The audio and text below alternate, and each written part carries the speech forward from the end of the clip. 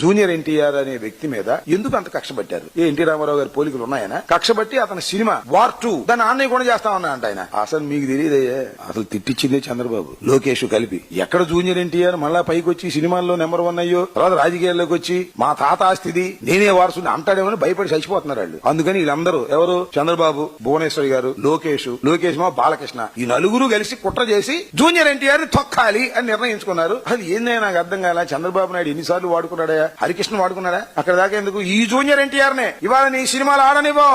ఎవడు ఈ జూనియర్ ఎన్టీఆర్? ఇంకేం మాట్లాడారు? నేను మాట్లాడటం బాగోదు మైకి ముందు. ఆ ఎమ్మెల్యే గారు మాట్లాడాడు. అలాంటి జూనియర్ ఎన్టీఆర్ ని 2009లో చంద్రబాబు నాయుడు గారు ప్రచారానికి వినియోగించుకున్నాడా లేదా? శ్రీకాకుళం నుంచి ప్రచారం చేసుకుంటాడు బస్సు మీద. వచ్చినది యాక్సిడెంట్ అయింది, పాపం బెడ్ రెస్ట్ కి వెళ్ళిపోయాడు. చాలా సివియర్ గా యాక్సిడెంట్ అయింది. అప్పుడు వాడుకున్నాడు, వదిలేశాడు. వాడుకోవటం, వదిలేయటం, మోసం చేయటం, ఇది నారా చంద్రబాబు నాయుడు గారి తత్వం. ఎన్టీ రామారావు గారి కుటుంబంలో ఉన్న వారసులందరినీ వాడుకుని వదిలేశాడు. తన కొడుకు అసమర్థుడైన